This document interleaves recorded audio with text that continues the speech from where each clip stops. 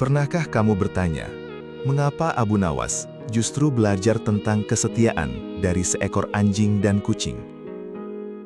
Kisah ini bukan sekedar cerita biasa, tapi sindiran tajam yang bisa membuat kita merenung dalam.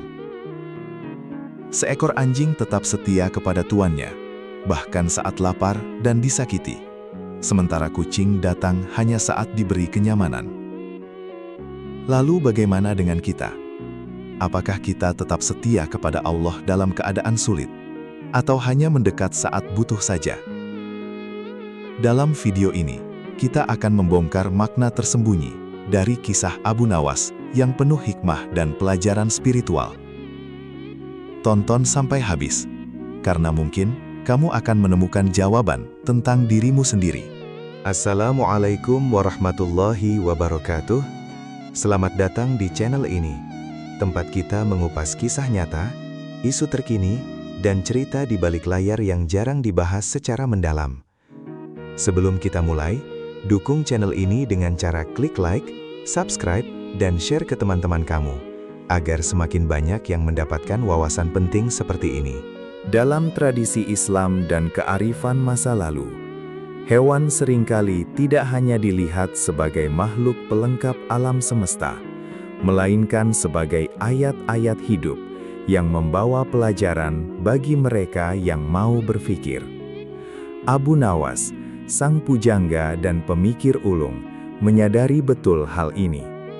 Ketika ia berjalan menelusuri lorong-lorong pasar Baghdad yang sibuk, matanya yang tajam menangkap fenomena sederhana yang terjadi setiap hari, namun jarang direnungkan maknanya.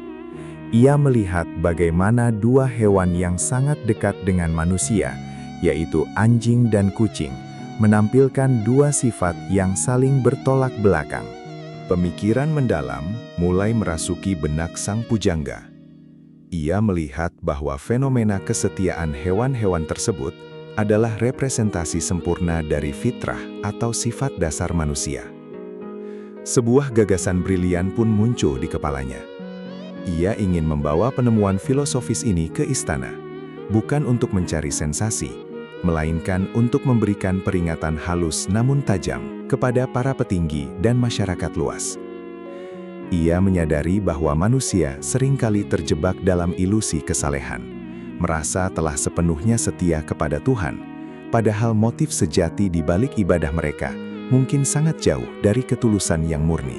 Pada masa itu, Kekhalifahan Abbasiyah yang dipimpin oleh Khalifah Harun al-Rashid sedang berada di puncak kejayaan. Istana dipenuhi dengan gemerlap kemewahan, kekayaan yang melimpah ruah, dan kekuasaan yang tak tertandingi membentang dari timur hingga barat. Dalam kondisi kemakmuran seperti ini, manusia sangat mudah terbuai oleh dunia. Sang khalifah seringkali mengumpulkan para cendekiawan dan penasehat untuk membahas berbagai persoalan negara maupun teologi. Namun, di balik segala diskusi tinggi tersebut, Abu Nawas merasakan adanya kekosongan spiritual, di mana kesetiaan kepada penguasa dan Tuhan kadang lebih didasari oleh keuntungan duniawi daripada ketulusan hati. Suatu hari, di tengah majelis istana yang megah, sang khalifah mengemukakan sebuah pemikiran tentang kesetiaan absolut. Sang penguasa merasa bangga dengan banyaknya menteri, rakyat, dan pasukan yang tunduk taat kepadanya. Ia beranggapan bahwa kesetiaan tersebut adalah tanda keagungan murni pemerintahannya. Para penjilat di istana pun berlomba-lomba membenarkan pendapat sang khalifah, menyuarakan puji-pujian kosong yang semakin melambungkan kebanggaan sang penguasa. Mereka semua mengklaim bahwa kesetiaan manusia kepada pemimpinnya dan kepada Tuhannya adalah sesuatu yang mutlak dan tak tergoyahkan, seolah-olah hati mereka sudah sepenuhnya suci tanpa pamrih. Mendengar segala pujian dan klaim sepihak tersebut, sang pujangga jenaka tidak bisa tinggal diam. Ia melangkah maju ke tengah majelis, menembus barisan para menteri yang mengenakan pakaian sutra mewah. Dengan pakaian usangnya yang sangat kontras dengan kemegahan istana, kehadirannya selalu berhasil menarik perhatian. Sang khalifah yang sudah sangat mengenal kebiasaan pujangganya ini segera mempersilahkan ia untuk berbicara.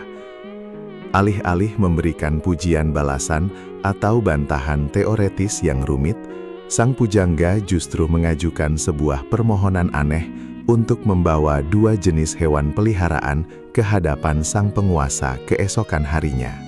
Permohonan tersebut tentu saja mengundang tawa dan cemoohan dari para penasihat istana yang menganggapnya sebagai lelucon murahan semata.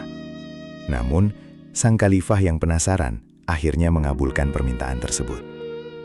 Keesokan paginya, sang pujangga mulai mempersiapkan 2 aktor utamanya.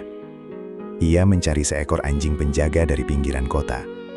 Seekor anjing yang terbiasa hidup keras di alam gurun, bertubuh kurus namun memiliki sorot mata yang tajam dan mental yang tangguh. Di sisi lain, ia juga meminjam seekor kucing ras berbulu lebat yang sangat terawat. Terbiasa hidup nyaman di dalam rumah orang kaya yang penuh dengan kemewahan. Sang pujangga menghabiskan waktu sejenak bersama kedua hewan tersebut, mengamati perilaku dasar mereka sebelum membawanya masuk ke istana. Ia memperhatikan bagaimana sang anjing, meskipun baru saja dikenalnya dan hanya diberi sedikit sisa roti kering sebagai perkenalan, langsung menunjukkan ketaatan yang luar biasa. Anjing itu menatapnya dengan penuh rasa hormat, mengibaskan ekornya pelan, dan bersiap mengikuti setiap langkah sang majikan baru tanpa ragu sedikit pun.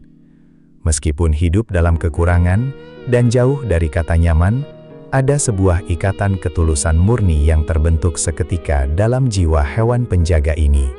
Berbeda halnya dengan sang kucing yang berbulu indah dan bersih tersebut.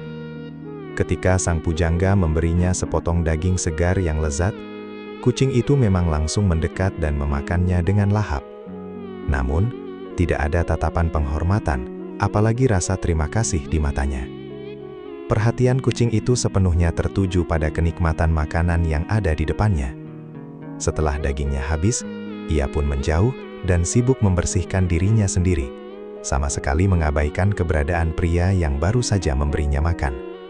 Fenomena kecil ini semakin meyakinkan sang pujangga bahwa metafora yang akan ia bawakan nanti akan sangat akurat. Waktu yang dinantikan pun tiba. Pintu gerbang utama istana yang terbuat dari kayu jati berukir tebal terbuka lebar, menyambut kedatangan sang pujangga beserta 2 hewan peliharaannya. Gemerisik langkah kaki anjing dan dengkuran lembut kucing memecah kesunyian ruang singgasana yang sangat megah itu. Para menteri dan pejabat istana saling berbisik, menatap pemandangan ganjil di hadapan mereka dengan penuh rasa keheranan dan rasa jijik. Membawa hewan masuk ke dalam ruang utama istana yang suci dan wangi adalah sebuah tindakan yang sangat tidak lazim pada masa itu. Namun, wibawa sang pujangga membuat mereka terpaksa menahan diri. Sang penguasa agung yang duduk gagah di atas singgasana emasnya, mencondongkan tubuhnya ke depan. Rasa penasarannya tidak dapat disembunyikan lagi di balik wajahnya yang berwibawa. Ia menatap lekat-lekat pada sosok pujangga kepercayaannya itu, menantikan penjelasan apa yang akan mengiringi kehadiran 2 hewan tidak biasa tersebut. Ia tahu betul bahwa di balik setiap tindakan aneh sang pujangga, selalu tersimpan teka-teki logika atau pesan moral teologis yang sangat mendalam. Sang penguasa kemudian memberikan isyarat dengan tangannya yang dihiasi cincin permata, memerintahkan seluruh majelis untuk diam dan membiarkan pertunjukan filsafat itu dimulai. Dengan ketenangan yang luar biasa, sang pujangga memulai pembuktiannya di depan majelis. Pertama-tama, ia melepaskan kucing berbulu putih indah itu ke tengah ruangan singgasana. Ia kemudian meminta para pelayan istana untuk meletakkan beberapa lapis bantal sutra berlapis emas yang sangat empuk, serta semangkuk susu segar yang paling lezat. Sang kucing, yang memang terprogram menyukai kenyamanan, tanpa ragu sedikit pun langsung menghampiri fasilitas super mewah tersebut. Ia meminum susu dengan tenang, lalu meringkuk tidur terlelap di atas tumpukan bantal sutra yang mahal, menikmati fasilitas istana bak seorang raja kecil. Majelis istana terdiam melihat pemandangan damai itu. menduga bahwa hewan itu tahu cara berterima kasih. Namun, pertunjukan sesungguhnya belum selesai. Sang pujangga kemudian melangkah maju dan mencoba mengganggu sedikit kenyamanan sang kucing dengan mengelus punggungnya saat ia sedang terlelap manis. Reaksi mengejutkan pun terjadi di luar dugaan para menteri. Bukannya membalas kasih sayang atas fasilitas luar biasa yang telah diberikan kepadanya, kucing tersebut justru terbangun kaget, mengeluarkan suara desisan marah yang nyaring, dan bahkan secara agresif mencoba mencakar tangan sang pemberi nikmat, sebelum akhirnya melompat lari bersembunyi. Melalui narasi yang tegas dan lugas, sang pujangga menjelaskan makna tersembunyi dari peristiwa singkat barusan kepada seluruh anggota majelis istana yang tertegun. Ia menjabarkan bahwa kucing adalah simbol sempurna dari makhluk yang setia semata-mata kepada kenyamanan, bukan kepada majikannya. Selama ada makanan yang berlimpah, susu yang lezat, dan tempat tidur yang empuk, ia akan menetap dan tampak penurut. Namun, ketika kenyamanannya sedikit saja terusik, atau ketika sumber kenikmatannya habis, ia tidak segan-segan untuk berbalik menjadi ganas, melupakan semua kebaikan yang pernah ia terima, dan pergi meninggalkan sang pemberi nikmat. Penjelasan filosofis ini seketika mengubah udara di ruang singgasana menjadi berat.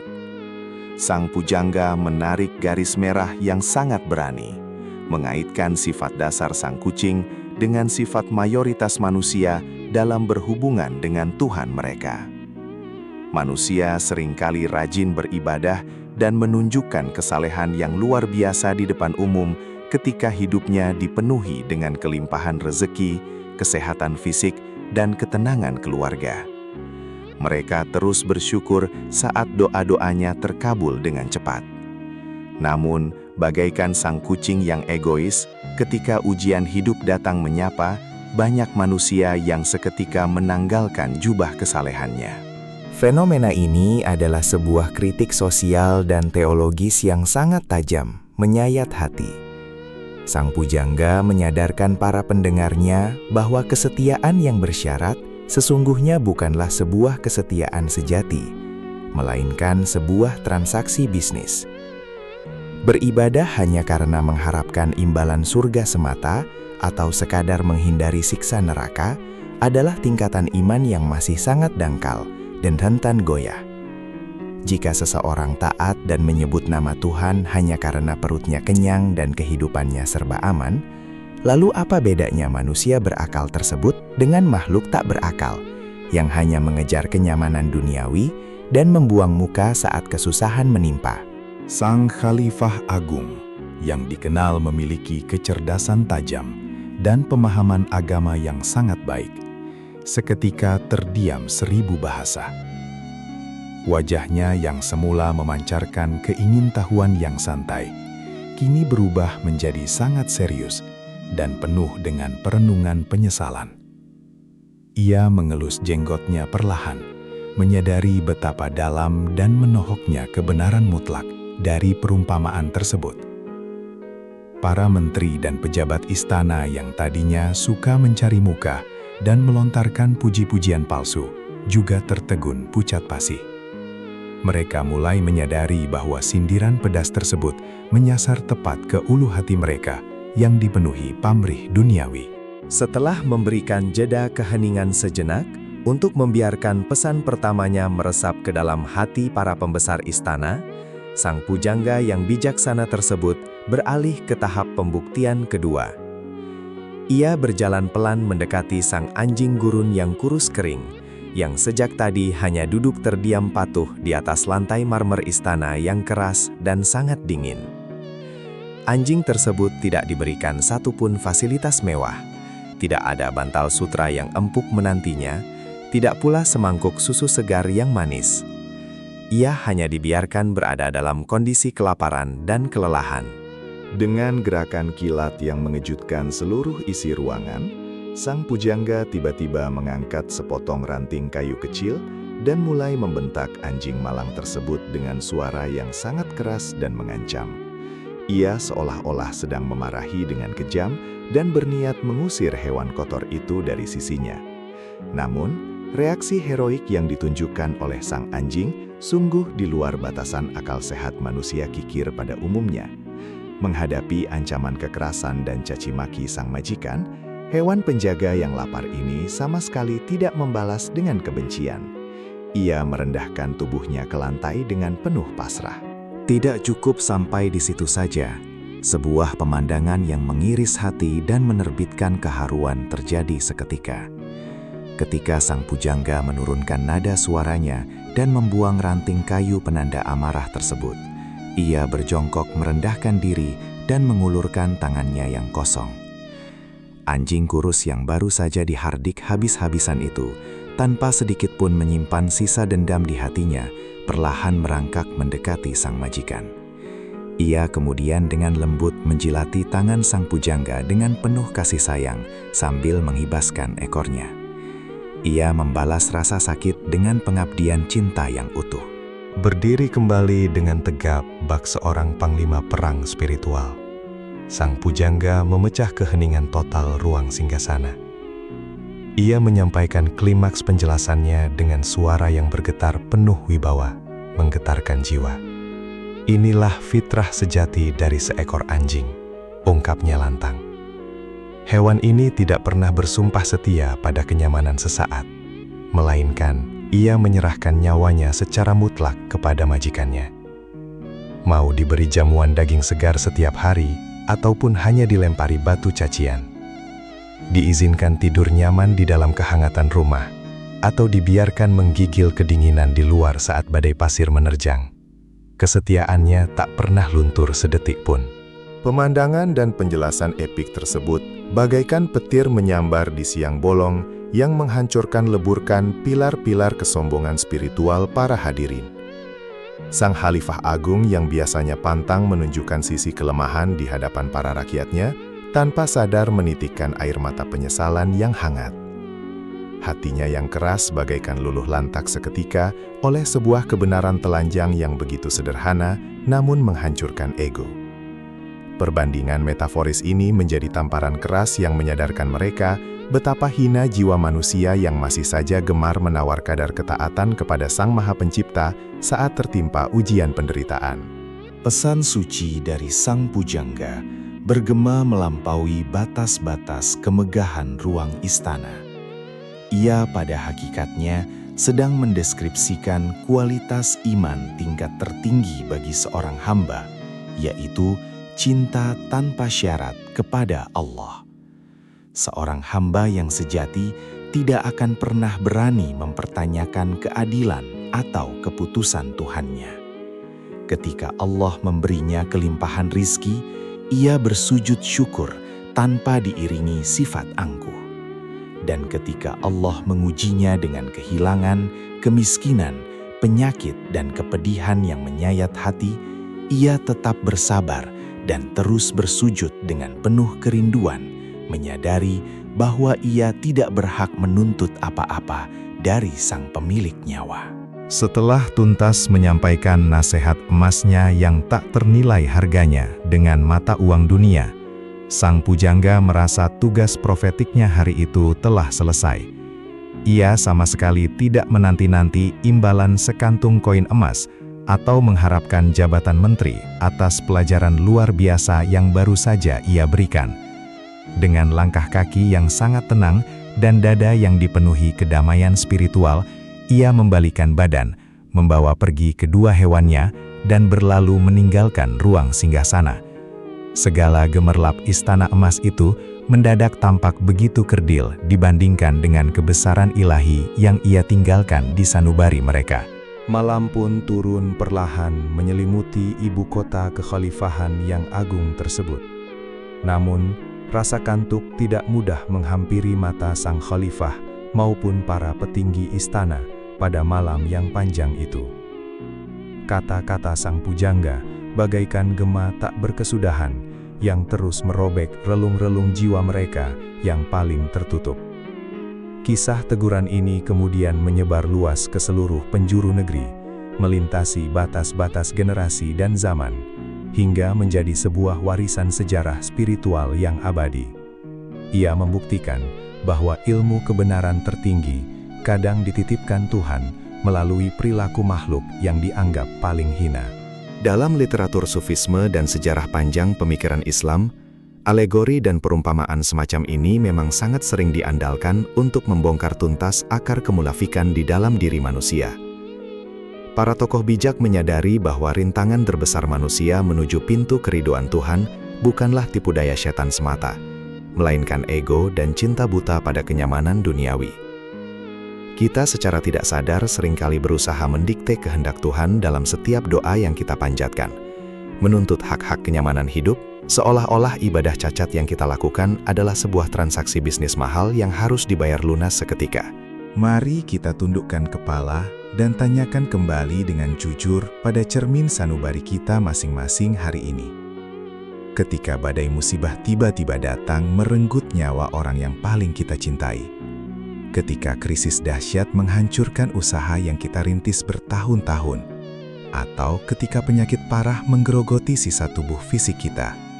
Masihkah tersisa kepingan rasa cinta yang tulus kepada Tuhan di dalam dada ini? Ataukah kita akan langsung mendesis marah, berteriak menyalahkan takdir ilahi, dan memalingkan punggung dari hamparan sajadah, bagaikan sang kucing egois yang marah saat kehilangan bantal empuknya? Mengambil saripati pelajaran dari seekor hewan penjaga yang tidak pernah memikirkan pengkhianatan, meski perutnya melilit menahan lapar, seharusnya menjadi tamparan terkeras bagi nalar budi kita. Hewan yang tidak dibekali akal pikiran logis sekalipun, mampu mendemonstrasikan pengorbanan dan ketaatan tanpa batas keluhan.